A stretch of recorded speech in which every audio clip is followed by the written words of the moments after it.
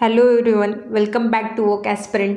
आणि आपल्याला सगळ्यांना माहिती, वोक ॲस्पिरंट या चॅनलवरती आपण स्टुडंटला उपयोगी पडतील अशा जी इन्फॉर्मेशन असते त्याबद्दल माहिती घेत असतो.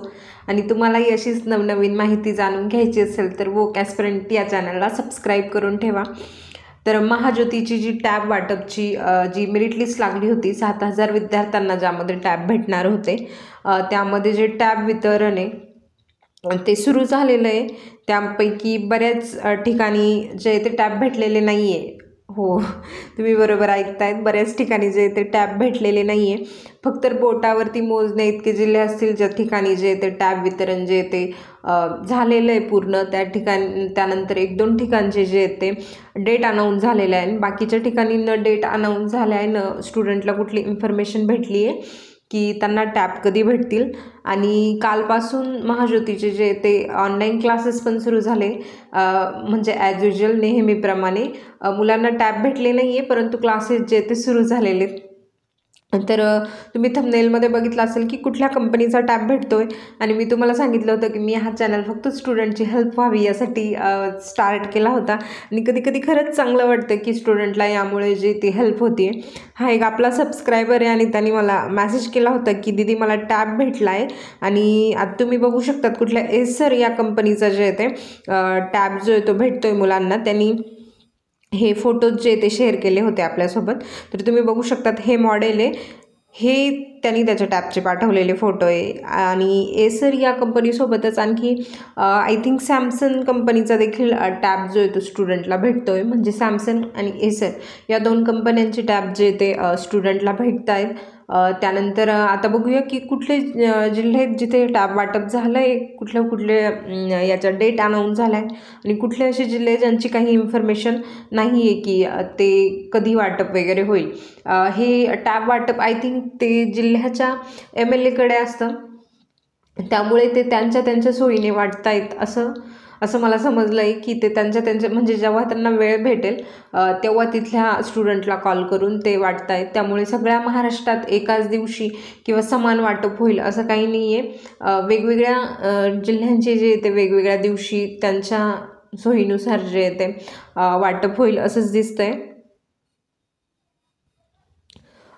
तर आता टॅब वितरण झालेले जिल्हे कोणकोणते, तर ठाणेमध्ये जे ते टॅब वितरण झाले.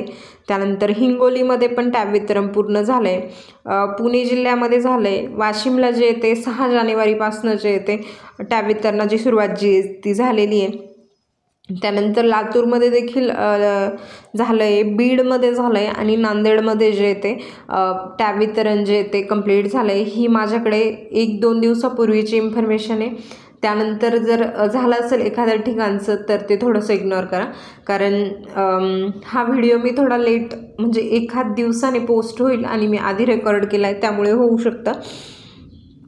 त्यानंतर तुमचं या जिल्ह्यांमध्ये टॅबची तारीख जी आहे ती जाहीर झाली आहे. धुळे आणि अमरावती या दोन्ही जिल्ह्यांचे जे ते 8 ते 15 जानेवारी दरम्यान जे ते विद्यार्थ्यांना टॅब वितरण जे ते केलं जाणार आहे.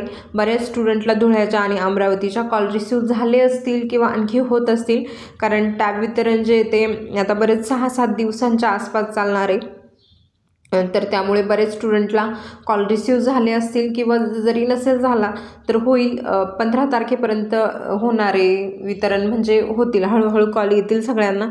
त्यानंतर आणखी डेटही आली नाही, आणखी काही इन्फॉर्मेशनही नाही आहे. असे बरेच जिल्हे आहेत, त्यामध्ये यवतमाळ आहे, संभाजीनगर, गडचिरोली, वर्धा, कोल्हापूर, जळगाव, अहमदनगर, जालना, नाशिक, परभणी, बुलढाणा, कोल्हापूर, भंडारा आणि सोलापूर हे असे जिल्हे ज्यांची डेट आलेली नाही आहे. म्हणजे आता जेव्हा व्हिडिओ येईल तेव्हा एखाद्या ठिकाणची आलेली असेल तर ठीक आहे, परंतु आणखी तर याबद्दल काही इन्फॉर्मेशन जी आलेली नाही आहे. नाशिकमध्ये जे ते डिसेंबरमध्ये होईल, डिसेंबर एंडिंगला होईल असं सांगण्यात आलं होतं, परंतु नाशिकमध्ये देखील आणखी जी ती डिसेंबर आता संपला, पण जानेवारीचे पण बरेचसे दिवस निघून गेले, परंतु नाशिकमध्ये आणखी देखील टॅब वितरण जे ते झालेलं नाही आहे. आणि बरेचसे स्टुडंटला असं वाटत असेल की क्लासेस सुरू झाले, आम्हाला टॅब वगैरे भेटले नाही आहे. तर काही घाबरायचं कारण नाही आहे, कारण ज्यांना टॅब भेटले त्यांचे पण खूप प्रॉब्लेम आहे. त्यांना पण सिम ॲक्टिवेशन आणखी बऱ्याच स्टुडंटचं झालेलं नाही आहे. त्यानंतर सिम ॲक्टिवेशनच्या नंतर तर बऱ्याच स्टुडंटला कुठले तरी पासवर्ड वगैरे मागतायत, त्यानंतर लॉग इन होत नाही आहे, बरेच प्रॉब्लेम आहेत त्यांचे पण. त्यानंतर बरेच ठिकाणी तर टॅबही भेटले नाही आहे आणि डेटही नाही आहे, ते तर वेगळंच आहेच आहे की थोडा उशीर तर होणारच आहे. आणि माहीत नाही महाज्योतीचं नेहमी नियोजन कसं आणि काय असतं की कालपासनं जे ते 6 तारखेपासनं जे ते क्लासेस जे ते सुरू झालेले आहेत आणि अजून फक्त 4 ते 5 जिल्ह्यांमध्ये जे ते टॅब वितरण झालेलं आहे. परंतु ते त्यांचं नेहमीचंच आहे आणि आपणही आता त्यांच्यासोबत ते आपल्यालाही सवय झाली आहे की महाज्योतीचं मागे पुढे प्रोसेस तर सुरूच असते आणि आपणही त्यात आता त्यांच्यासोबतच हे की आपलंही मागं पुढंच आहे की आधी क्लासेस जॉईन करायचे, मग टॅब वितरण वगैरे होईल हे.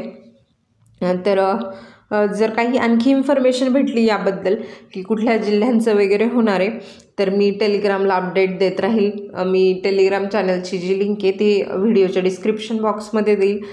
तुम्हाला जर काही अडचण येत असेल याबद्दल, आता तर नाहीच येणार काही अडचण, परंतु तरी पण कोणाला काही अडचण असेल, काही विचारायचं असेल तर टेलिग्रामला मेसेज करू शकतात. थँक्यू.